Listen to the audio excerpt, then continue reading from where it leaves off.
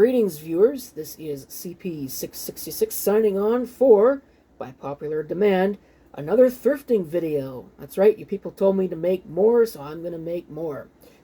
And I got a lot of footage to go through. Although this particular episode is going to be mostly limited to stores that were not looked at in the last video, some stores that I don't normally get a chance to actually visit, or choose not to visit for various reasons that I talk about in the video. And I figure that since these things are probably going to become a regular, or at least monthly thing, maybe, give or take a little bit, might as well throw together an intro for this series of videos. So, let's get off the chair and go thrifting.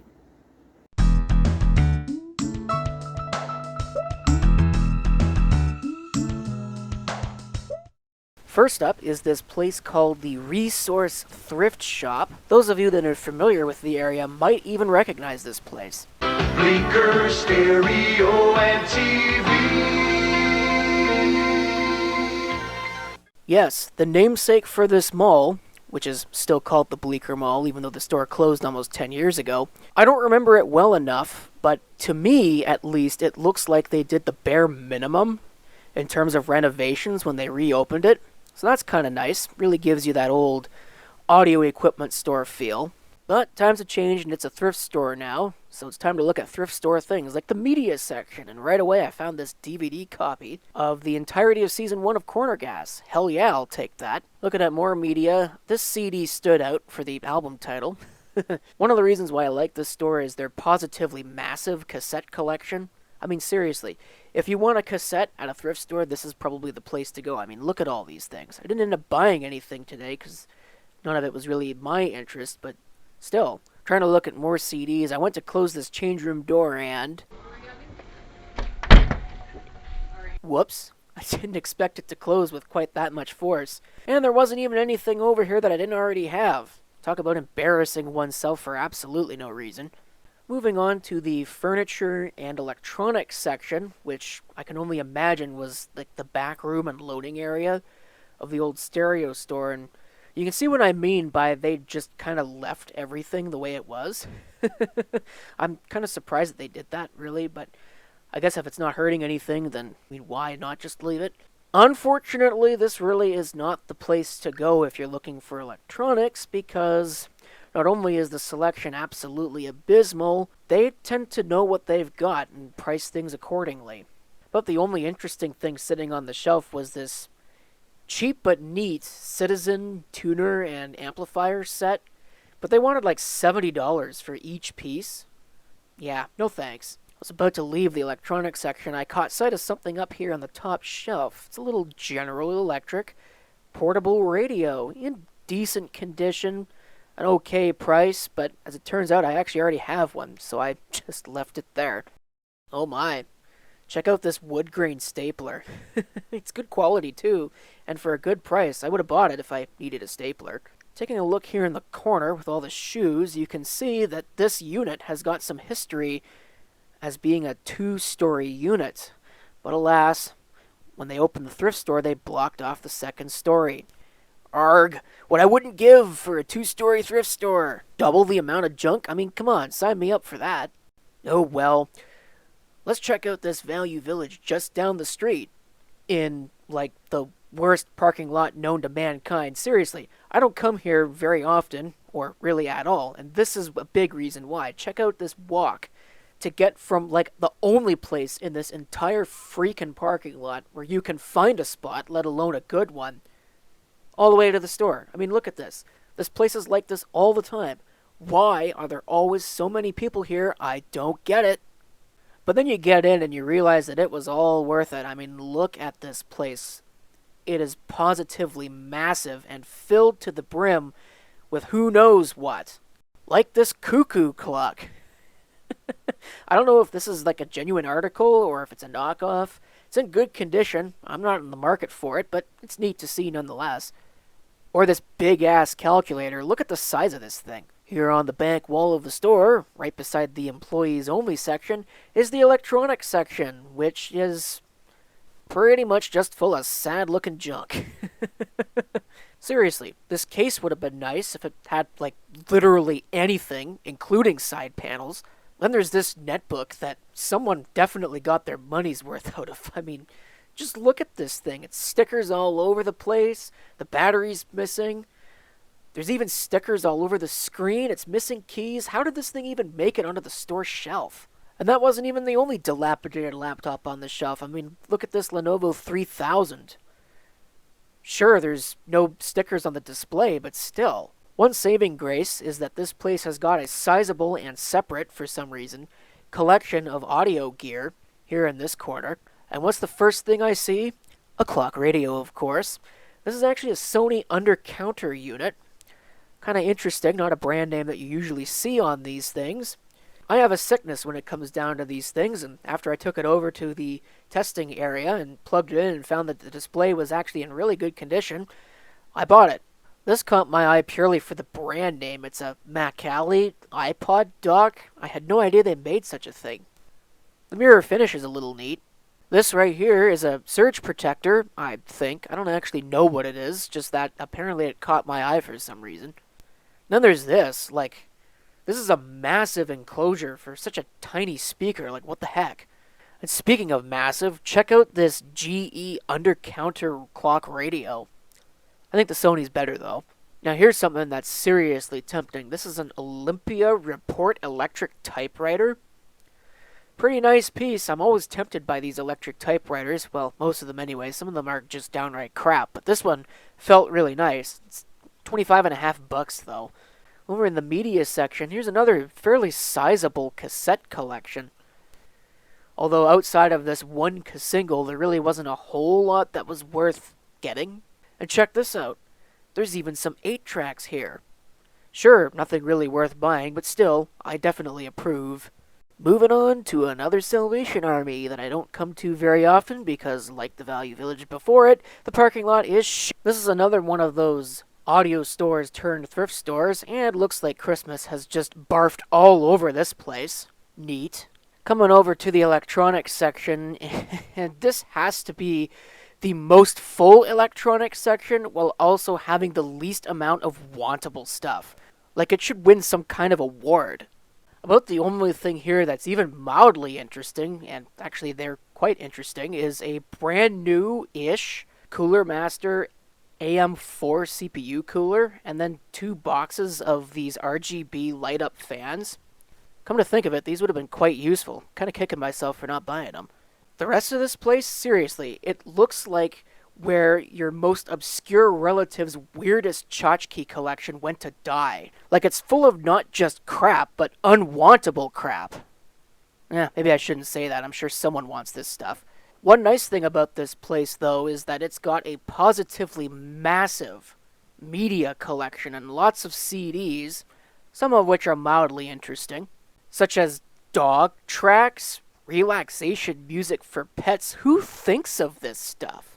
Then there's this, which caught my eye because I have the boy power version of this CD, but nope, you always find some of these in a thrift store music section, and it amazes me that A, they actually sell them, and B, they get away with it. I always look for these, especially when they say CDRW on them, but yeah, this is just some boring CDR, who cares? This here happened to catch my eye just because of the slogan. If you're good at other trivia games, it don't mean jack now. Seriously? This is like some kind of weird trivia game, and I'll tell you what, it ain't worth jack to me, so I'm putting it back. So we'll move on right next door, because apparently this city has got a penchant for putting thrift stores right next to each other. I didn't get a good look at the entrance to this, but you can kind of tell that this is a St. Vincent de Paul. And based on the entrance here, I would have told you that this was a White Rose or similar craft store, but no, apparently it used to be a Future Shop. And also a Goodwill, back when we still had Goodwills. But it's a St. Vinny's now, with a huge puzzles and board games collection that didn't contain too much interesting to me. I did see this Coda Color 550-piece puzzle, which was kind of neat. And go figure, right above that there was the same thing but for Polaroid. Moving on past the Christmas tree farm, seriously, there's so many fake trees here. I've never seen this many fake trees set up in a thrift store. But we have the electronics section, which is still pretty sad, but at least it's not quite as sad as that last store. There's a few things here that are cool. Like this ultrasonic cool mist humidifier. Ha ha ha. Really, this wouldn't be that interesting if it weren't in the box. You just don't see the boxes for these things that often. Here's a Dell-branded Microsoft IntelliMouse. Not something that you see every day. And check out this microwave. The design is one thing, but this thing is almost so yellowed it's orange. I don't think I've ever seen one quite this yellowed. But this is why you come... Oops. Well, anyway, this is why you come here. This place has got a very serious, no-nonsense, and well-organized media section. I mean, what you see here is really just a small sample of what they've got. I swear I spent probably a good 15 to 20 minutes picking through all this stuff. Just trying to find something interesting, you know? It's amazing. One could seriously probably spend hours in here just looking at all of the random CDs and things that they've got. And this is just in the CDs, too. Like, I didn't spend a whole lot of time looking at any of the records or anything else. That alone probably could have been a massive time sink. Out of all of that, I did want to point out in the DVDs that I think this is the first time I've ever really seen a huge dump of just titles like this. I can only guess that like these are Walmart rejects or something that they are trying desperately and failing to sell. Ah, frick, I spent too much time looking at the CDs, now it's raining and the sun's down. Oh well, there's still time for one last Value Village for today. First up here, we have this intriguing yellow box. Oh, wait, nope. I'm actually looking at a ring binding machine. Well, that's neat. I'm looking here at an unsmashed pinata, which is a little weird. And here we go. Yeah, this yellow box here, this early skills program, I can only imagine that this is like some preschool teaching program. It looked like it was complete. Certainly not something that I'd be interested in other than the case, but neat to see. There's another one over here, the seasonal activity packs. Maybe I should have bought them, though I don't know what I'd do with them.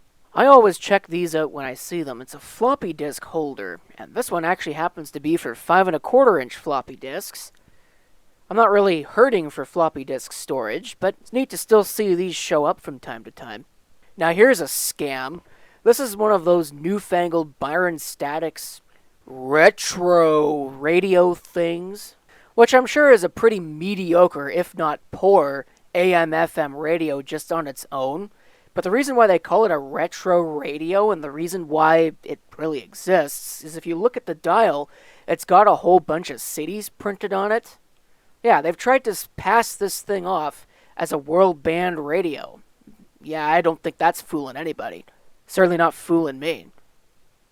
Here, nestled in the back, is something that you used to see all the time, but you really just don't anymore. This is a GE 7-4634, or, well, it would be if it wasn't Realistic's version. Oh look, an actual GE clock radio, with cassette and stereo speakers. Here's a computer that'd be neat if I didn't already have one, and they didn't want frickin' $20 for it. It's an Inspiron 530 from Dell. I think it was only a Celeron too. The one I've got's got a full-fledged Core 2 quad in it. JVC VHSC camcorder, which I'd buy if I cared. A couple more computers sitting around. There's this HP laptop that's new enough to have a Windows 7 license on it. Meh. Then there's this Acer thing, which looks like it's got some kind of an identity crisis. It's got both brand stickers on the front for the CPU. It looked like it was mostly complete. Like, I mean, it had the RAM and everything, but holy crap, look at how dirty this thing is. Yuck. And there was no hard drive, and plus, that spec sticker, if it's to be believed, says it's only a 4440. I have the i7 version of this, and it's sitting around languishing doing nothing, so I don't need this piece of crap. Ah, Western Digital TV Live. I'm sure that's useless now. Now this is not junk. Well, maybe it is junk if the bulb is dead, but this is an in-focus, I think this is a DLP projector, that has a plethora of inputs. I mean, this thing's got more inputs than Carter's got little pills. Probably would have bought it, too, if it weren't priced at some exorbitant amount, like they usually are. The last thing I happened to see, below the boxed Sound Blaster speakers, was this Nortel network switch. Only 10100, so kind of limiting, but it did have PoE capability, and it's certainly not every day you see a Nortel switch at the thrift store. And that's pretty much it. So, hope you enjoyed seeing all that junk in this video. There's a lot of junk. Again, I think you can probably see why I don't bother going to a lot of these stores, because it's just not they don't have a whole lot of the stuff that I'm interested in and want to buy for videos. Now, of course, there's a lot of them that have pretty decent media sections, and I think going forward, I'm really not going to show a whole lot of the media section because it's actually kind of difficult to do that with the way the camera glasses that I've got are. Like the camera lens is like here, but the thing I want to show is it doesn't really work out that way. And no matter how many times I try to adjust my head in order to view things, it never really seems to work out. Plus, again, I don't think really media, unless there's something that really stands out, is something that a lot of my viewers are interested in. But, here and there, I always look at the media section, so here and there there'll probably be a little bit of it. But I think most of these are probably going to be centered around the interesting things in the electronics section. And maybe, if I actually remember to start doing it, I'll have a little segment at the end of these videos showing everything that I happen to get. This time it was mostly CDs and cassettes and things like that. Maybe a couple of other things, but it's been so long since I've recorded all this stuff that I forget. So, yeah. Thank you for watching. If you'd like to see more of this, definitely let me know, and I will see you on the next video. Till then.